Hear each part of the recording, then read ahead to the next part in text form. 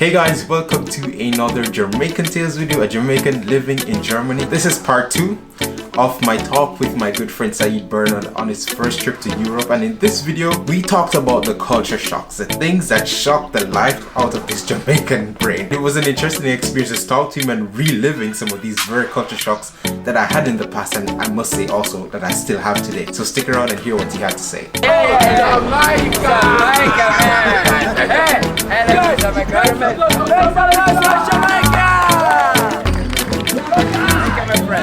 As you can see, I'm cold.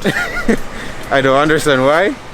Because it's just like 16 degrees Celsius. That's air-conditioned temperature in Jamaica, by the way. Yeah, you're not in Jamaica. We don't have air conditioning, especially in Germany. This place is cold. How has it been so far being in Europe? Was it everything you imagined it would be? Yeah, except the weather. The weather is like this rain just decided to follow me everywhere. Literally.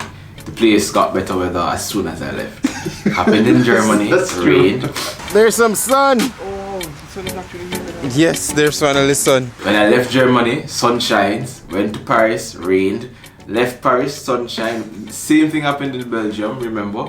Same thing happened in Amsterdam. Yeah. Well, thankfully the tides have turned here in Prague. Well, it's been beautiful. Yeah, when I just came, it rained and I was like Then the first morning, the first morning it just tore. I was like, I'm not pouring. going into this. Like, no, I'm drawing the line. I'm done. After 12 o'clock there, about 1 o'clock. Sunshine. It's been sunshine since. Yeah. Yeah. So I've enjoyed Prague the most because I've traveled, I've walked the streets, I've seen everything. That's the thing about Europe. The weather makes a big difference. You would also recognize here in Prague, the streets are full. Yeah. In most of the other places that we were, it was like, okay, relatively scanty. Exactly. Yeah. Because of the weather. Maybe one of your number one tip is like to take a sweater with you. Oh. Always bring a sweater. You never know. Always bring a sweater. Google told me that Europe was hot. I was like, oh, cool, nice. But not Jamaican hot. When they said hot, I didn't know that meant like 18 degrees, 14 degrees hot. What shocked me was the cold. When I got out, I was like, it is not cold. It is not cold. No, it is cold. The temperatures have been like from 15 to, I don't know, 20 degrees Celsius. In Frankfurt, it was like 12, 13, 14. This is colder than AC weather. Actually, I had to buy a sweater because it just wasn't working out at all. But now I can start wearing my shorts because summer here. Prague is being good to me, so I'm wearing the shorts when I can. I'm in shorts in this 15-degree weather. Next week, I'm wearing undershorts. I'm going to Hungary, to Budapest. Can't wait to go back home and say what happened to Budapest.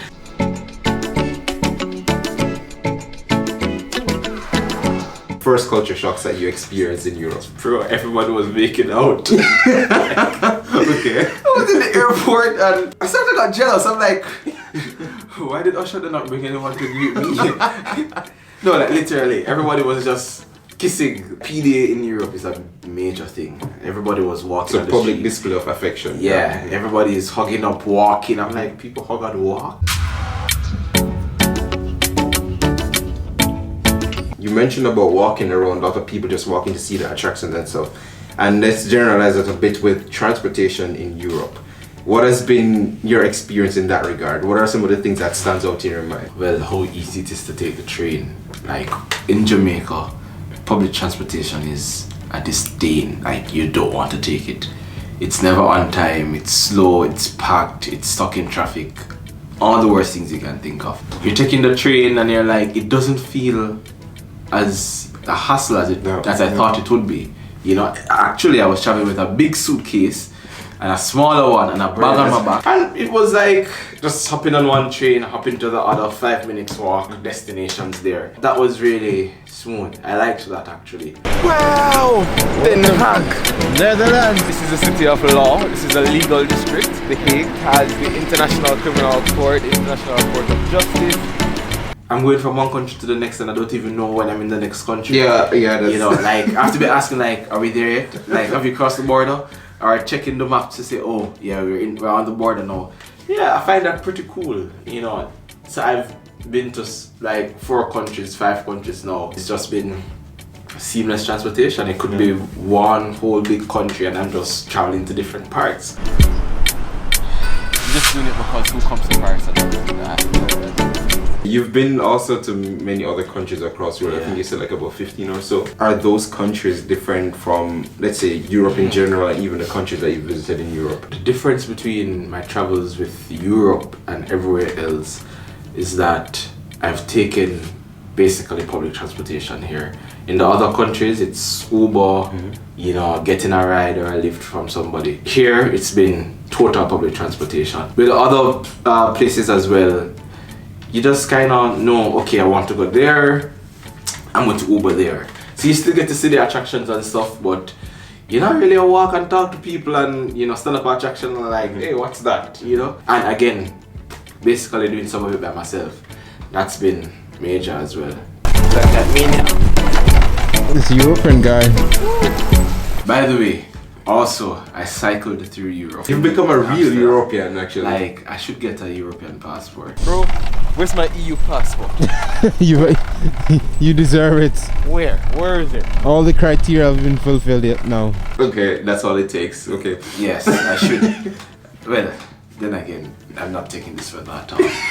But, you know, I cycled it because I needed to see some courts in Den Haag. This is the International Criminal Court where international warlords are supposed to face their day in court. It's one of the judicial organs of the United Nations that, to my mind, carries a little bit less weight than the International Court of Justice. It was his idea to get bicycles. I mean, cycle. like that's my preferred way of moving around, but I thought he would not be interested in that. And then he was like, shocked. Hey, let's get cycles. I'm like, okay.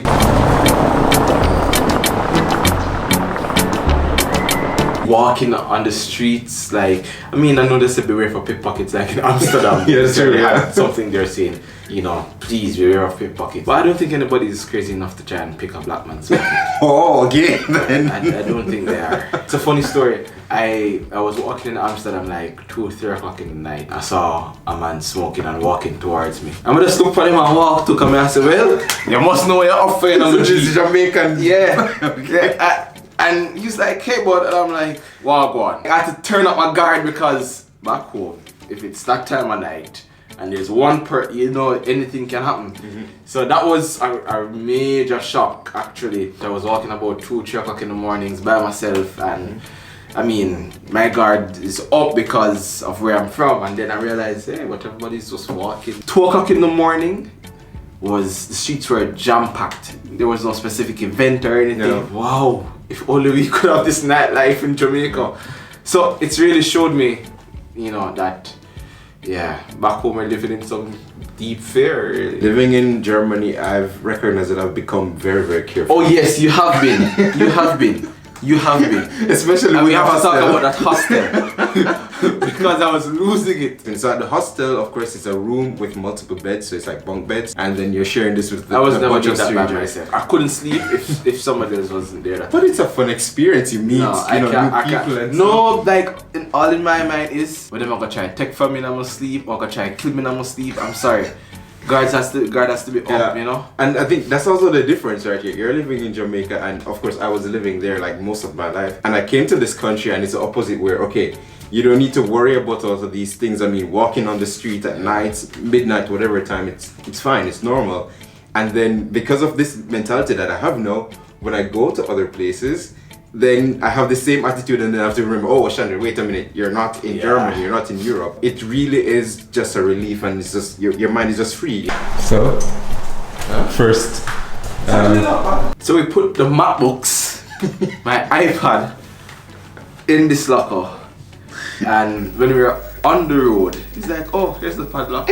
And I'm like, that's a couple $1,000 US worth of technology there. And my first thought was, yeah, I don't need to worry about it. I'm starting to freak out. I'm like, we need to get back there because what if? And he's like, no. And I'm like, Let's go back and see if the things are still there, and let's see what Sayeed will learn about the European way of life. Maybe what I will learn today.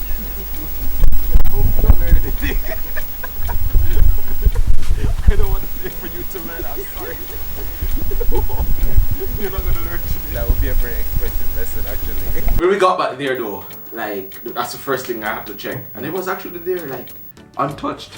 With bicycles, it's different in Germany. Bicycles get stolen. Yeah, those are But precious commodities. yeah, that's why you need to lock up those things. And I've had 2 bicycles stolen from me already. So Really? Just 2? yeah, just 2.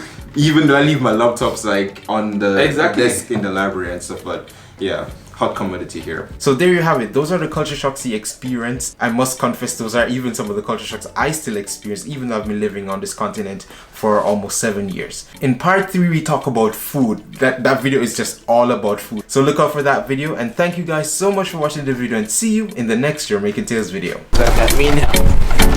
This European guy.